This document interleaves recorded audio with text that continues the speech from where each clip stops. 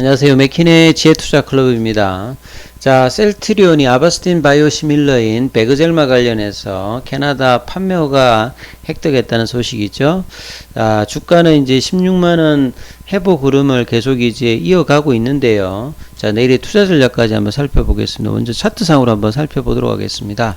자, 셀트리온 같은 경우에는 수급상으로 이제 올해 들어서 지금 3일 연속으로 외국인들이 일단 매수를 하다가 오늘은 좀 소폭 매도를 하는 모습이었죠.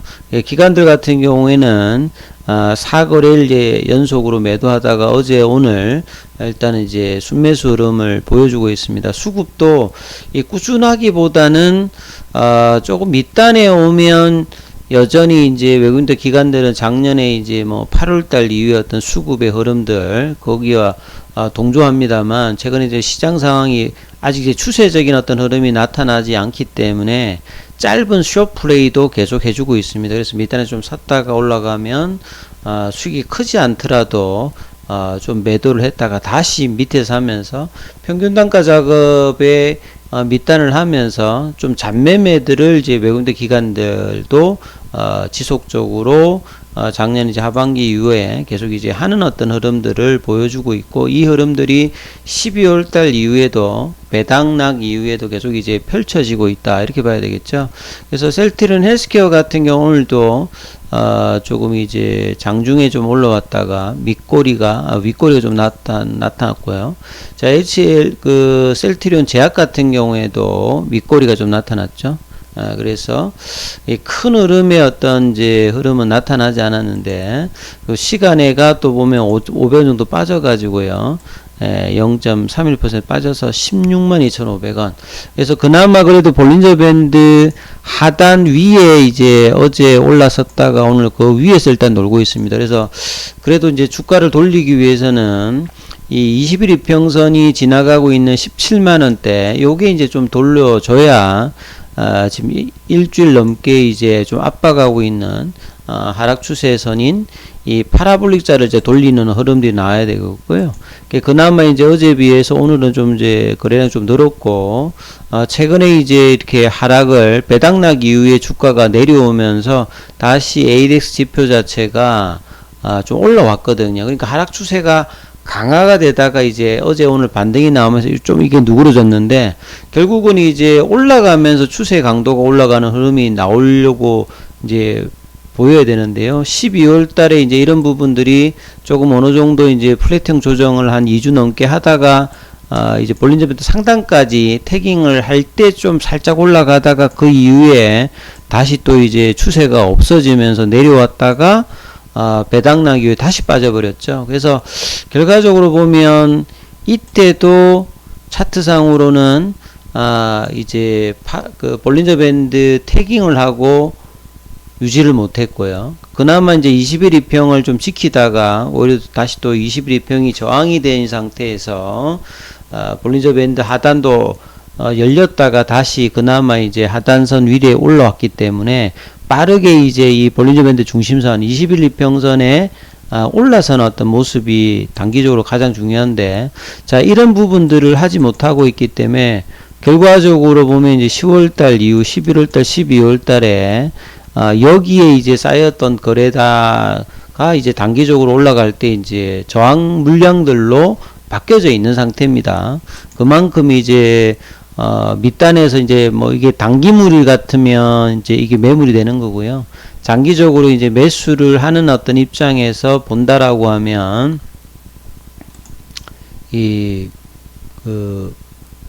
어떻게 이제 20만원대가 이제 넘어가느냐에 따라서 저 부분들의 어떤 이제 물량 체크가 필요하겠죠, 장기적으로는. 근데 단기적으로 이제 이런 부분들 자체가 차트상으로는 이제 올라갔을 때 결국은 이제 뭐 이 10월 달의 고점들, 그 다음에 8월 달의 이 고점들 자체가 향후에 이제 어떻게 이제 뚫히냐가 이제 중기적으로 좀 중요한데요. 단기적으로는 이제 이 20일 이평에 올라서는 것들이 가장 일단은 중요한 어떤 부분으로 단기적으로 봐야 되겠죠. 자, 그리고 뭐 이제 기사를 좀 살펴보면요. 셀트리온이 이제 베그젤마 관련되는 부분들은 이제 작년에 빠르게 이제 뭐 그 유럽에서도 허가를 받았고, 9월 달에 이제 북미 쪽에서는 이제 FDA 이제 판매 허가를 빠르게 좀 받았습니다. 일본이나 그 외에 일본이나 영국이라든지 국내에서도 허가를 받았고, 그 이어서 보통은 이제 북미 쪽에서는 이제 캐나다 쪽에 좀 먼저 허가를 받고 이제 FDA 이제 허가되는 뭐 요런 어떤 흐름들도 많은데, 이 베그젤마 같은 경우에는 빠르게 이제 FDA에서 먼저 허가를 북미 쪽에서 받고 이제 캐나다 쪽에서도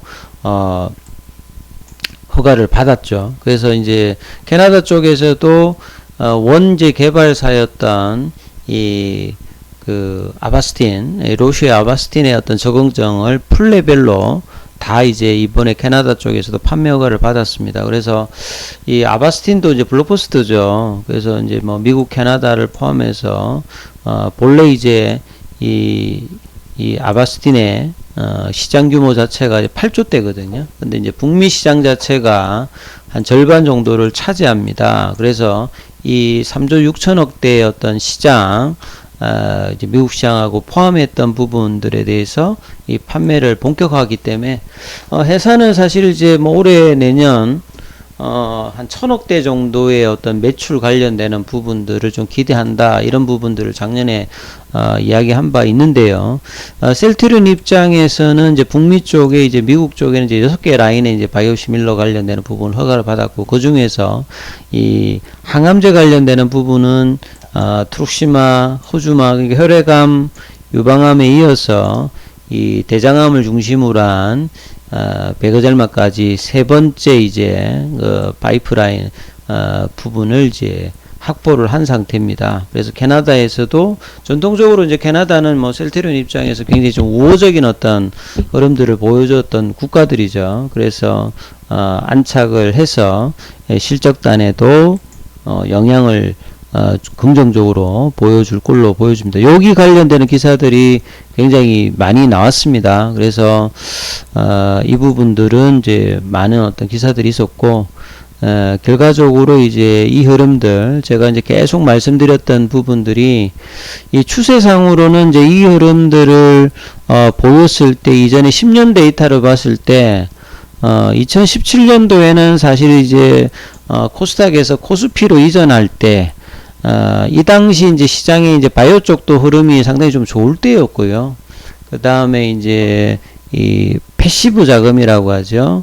그래서 지수물 관련되는 부분들이 코스닥에서 코스피로 이전할 때 단기적으로 좀 급등을 보여줬던 부분이었고, 이 당시 이제 이렇게 유동성도 거래량이 증가되었던 어떤 구조에서 주가에 올라갔던 부분을 보여주죠. 그리고 2020년도 이때 이제 추세가 이렇게 전환되었을 때, 울봉상했을 때는 이 코로나 당시 이제 레케로나 관련되는 개발과 레케로나가 바이오 신약에 이제 준하니까 바이오 시밀러 업체에서 바이오 신약 업체로의 질적인 어떤 전환 관련되는 부분으로 기대감을 이제 주면서 이 유동성의 꾸준한 어떤 흐름 속에서 이제 40만원 부근대까지 올라갔던 흐름을 좀 보여줬죠. 그 이전에는 사실 이제 2015년도에 이렇게 2년 가까이 올라갔을 때는 2013년도에 이제 램시마가 EMA에서 승인을 받고 유럽에서 본격적으로 이제 팔리기 시작했던 거는 2015년입니다. 그리고 미국 시장 진출이 이제 2016년도에 있었기 때문에 이런 흐름에서 주가가 올라갔죠. 그래서 10년 동안을 본다라고 하면 새로운 시장의 어떤 진출과 뭐 어떤 이제 패시브 자금의 이슈, 그 다음에 어떤 이제 제약 바이오가 이제 흐름이 좋을 때 이제 이런 흐름이 한번 나왔는데, 사실 이제 2022년도에도 미국 시장에서는 특히 이제 라지캡 관련되는 부분, 그 시가총액으로 뭐 10조 이상이 넘어가는 어떤 부분에서는 미국 시장에서 뭐 일라일리라든지 뭐 이런 회사들은 상당히 좋았습니다만, 이 스몰캠이라든지 마이로캠 관련되는 이제 미국의 바이오 쪽들은 이제 많이 좀 빠졌던 부분들이 있습니다. 그래서 이런 부분들을 좀 이제 디커플링을 했는데요. 이게 셀트리온 입장에서, 과거 입장에서 뭐 올해 같은 경우에는 이 뭐 램시마 SC 관련되는 부분이라든지 유플라이마 관련되는 부분이 시장을 이제 개척을 하니까, 이 당시 이제 이전 같으면 퍼스트 무브 입장에서 이제 진행할 때 어떤 프리미엄을 많이 받았다라고 하면, 지금 같은 경우는 사실 이제 퍼스트 무브는 아니죠. 근데 이제 유플라이마 같은 경우에는 이제 뭐 이 고농도라든지 시트르삼을 제거했다든지 직판이라고 하는 조금 이제 경쟁력을 이전하고 좀 다르게 이제 갖췄던 부분과, 램시마 SC 같은 경우에는 이 미국에서는 신약으로 지금 이제 승인 관련되는 부분을 신청했기 때문에, 이런 부분들이 이제 먹혀든다라고 하면, 이전에 어떤 이런 이제 중기적인 어떤 상승의 흐름들을 이제 작년 이제 하반기부터 이렇게 지금 추세가 좀 바뀌고 있기 때문에, 이 부분들이